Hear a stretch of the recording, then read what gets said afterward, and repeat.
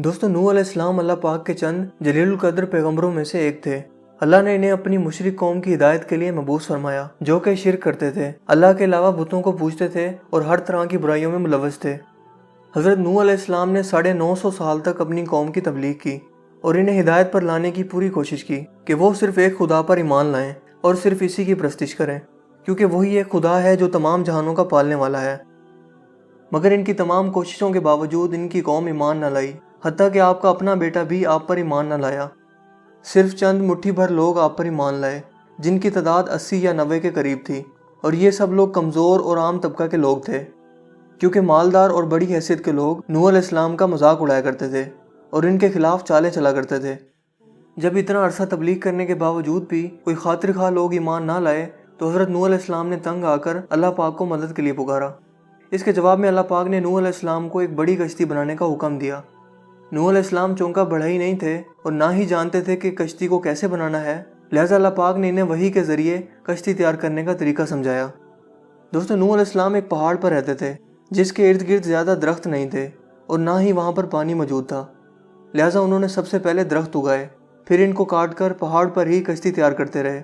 आप बड़े बड़े लकड़ी के तख्ते बनाते और लोहा लाते, इनसे कील बनाकर तख्तों में ठोकते और आपस में मिला देते, यहाँ तक कि एक बहुत ही मजबूत और दियो एकल कश्ती तैयार हो गई।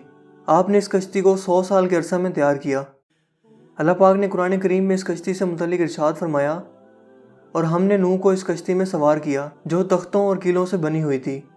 नूह अलैहिस्सलाम ने दावत का काम छोड़ दिया और कश्ती बनाने लग गए, जबकि इनकी कौम के मुशरिक लोग जब इन्हें कश्ती बनाते देखते तो इनका मजाक उड़ाते थे और कहा करते थे कि क्या ये कश्ती खुश्की पर चलेगी, क्योंकि हमें तो आसपास यहाँ कोई पानी नहीं दिखाई देता। दोस्तों, इस कश्ती की ऊंचाई 900 फुट और बाज़ रिवायात में 1 किलोमीटर जितनी थी।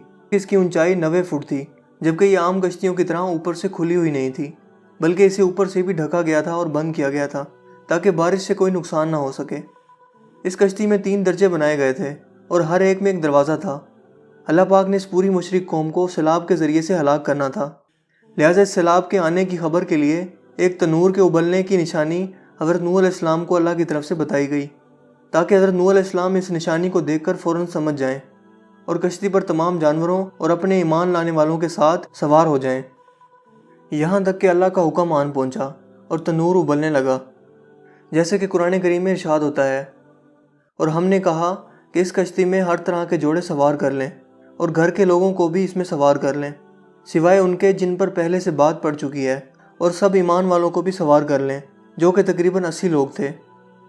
लिहाजा अल्लाह के हुक्म पर नूह अलैहिस्सलाम ने ऐसा ही किया, जबकि हैरत अंगेज़ तौर पर हर जानवर के जोड़े खुद ब खुद इस कश्ती के करीब आ गए जहाँ ये कश्ती मौजूद थी। यूँ अल्लाह के हुक्म के मुताबिक शदीद तरीन बारिशों का एक सिलसिला शुरू हुआ और ज़मीन पर चश्मे जारी हो गए। इस पानी ने ज़मीन पर मौजूद हर चीज़ को गर्क कर दिया। दोस्तों, यहाँ ये बात काबिल ज़िक्र है कि अल्लाह पाक ने नूह अलैहिस्सलाम के अहलो अयाल की सलामती का ऐलान किया था, मगर आपका बेटा जो मुशरिक ही रहा इस तूफ़ान में गर्क हो गया। जब नूह अलैहिस्सलाम ने अल्लाह पाक से इस बारे में इस्तिग़फ़ार किया तो अल्लाह पाक ने इरशाद फरमाया, ए नूह, वो तेरे अहलो अयाल से ना था, क्योंकि वो काफिर था। दोस्तों, इससे साबित होता है कि कुफ्र सब रिश्तों को ख़त्म कर देता है। ये कश्ती कोहे जूदी के मकाम पर आकर रुक गई थी और यूं तूफ़ान अल्लाह के हुक्म से थम गया और आहिस्ता आहिस्ता पानी खुश्क हो गया। हैरत अंगेज़ तौर पर यह कश्ती आज भी मौजूद है और इसे हाल ही में दरियाफ्त किया गया है, जबकि इसका जिक्र वाज़े तौर पर अल्लाह ताला ने 1400 साल कबल कर दिया था। तकरीबन 50 साल कबल तुर्की के एक पहाड़ पर चंद मुहिमजुओं ने इस कश्ती को दरियाफ्त किया और इसकी तस्वीर इंटरनेट पर जारी कर दी। लिहाजा पूरी दुनिया के यहूदी, ईसाई और देहरियों के दरमियान इससे मुतल्लिक एक तवील बहस का आगाज़ हो गया। इस कश्ती के वजूद पर एतराज़ करने वालों ने चंद अहम तरीन एतराज़ात किए, जिनका जवाब देने में यहूदी और ईसाई नाकाम रहे, मगर कुरान करीम में इनका तसल्ली बख्श जवाब मौजूद है। इन जदीद साइंसदानों और देहरियों ने पहला सवाल ये उठाया कि बगैर किसी टेक्नोलॉजी के 6000 साल कबल ऐसी अजीमुशान कश्ती बनाना कैसे मुमकिन है जिसने महीनों समंदर में सफ़र किया हो और तबाह ना हुई हो। कुरान पाक में रब करीम ने इसका जवाब यूँ अता फरमाया, और हमने नूह को ऐसी कश्ती में सवार किया था जो तख्तों और कीलों से तैयार की गई थी। दोस्तों, हालिया साइंसी तहकीकात के मुताबिक इस कश्ती से धाती कीलों और लकड़ी के तख्तों के आसार मिले हैं, जो कुरान पाक की इस आयत के सच्चे होने की गवाही देते हैं। इसके अलावा दूसरा एतराज़ इन लोगों ने यह किया कि ये कैसे मुमकिन है कि 6000 साल कबल دنیا جہان کے جانوروں کے جوڑے سوار ہو کر ایک ہی کشتی میں موجود ہوں۔ قرآن پاک نے ان اعتراضات کا جواب بھی کچھ یوں بیان کیا، اور جب ہمارا حکم آ پہنچا تو تنور ابل پڑا، تو ہم نے کہا کہ ہر قسم کے جانور کا ایک جوڑا کشتی میں سوار کر لو۔ حالیہ تحقیقات میں یہ ثابت ہوا ہے کہ کشتی نوح کوئی عام کشتی نہیں تھی، بلکہ ایک بہت ہی زیادہ عظیم کشتی تھی جس میں جانور ترتیب سے سوار تھے۔ یہ کشتی اتنی بڑی تھی کہ اس میں 522 ریل کے ڈبے سوار ہو سکتے تھے، جبکہ اس میں 25,000 جانوروں کے سما جانے کی گنجائش موجود تھی۔ اس کے علاوہ تیسرا اعتراض ان لوگوں کی طرف سے یہ اٹھایا گیا کہ عظیم طوفان میں اتنی بڑی کشتی بغیر لنگر کے کیسے تیر سکتی ہے۔ اس اعتراض کا جواب بھی اللہ پاک نے کچھ ان الفاظ میں بیان کیا، اور نوح نے کہا کہ کشتی میں سوار ہو جاؤ، کیونکہ اللہ ہی کے نام سے اس کا چلنا ہے اور اسی کے نام سے اس کا لنگر انداز ہونا ہے۔ دوستو، یہ کشتی جس پہاڑ پر ٹھہری ہے، اس پہاڑ کے نیچے وادی میں بڑی بڑی چٹانوں پر مشتمل لنگر بھی دریافت ہوئے ہیں، جو نوح علیہ السلام کی اسی کشتی کے ہی لنگر ہیں۔ جبکہ آخری اور سب سے بڑا اعتراض ان غیر مسلموں کی طرف سے یہ اٹھایا گیا کہ کسی لکڑی کی کشتی کا 6000 سال تک کسی پہاڑ کی چوٹی پر قائم رہنا کیسے ممکن ہے۔ اس اعتراض کا جواب بھی اللہ پاک نے یوں بیان فرمایا، اور ہم نے اس کشتی کو آنے والوں کے لیے اپنی نشانی بنا کر چھوڑا۔ دوستو، حالیہ تحقیقات سے یہ پتہ چلتا ہے کہ اس پورے پہاڑ پر جہاں کشتی نوح دریافت ہوئی تھی، اس پورے پہاڑی سلسلے میں برف صرف اسی چوٹی پر موجود ہے جس پر یہ کشتی دریافت ہوئی، اور اس پہاڑ پر موجود اسی برف کی وجہ سے یہ کشتی اب تک محفوظ رہی۔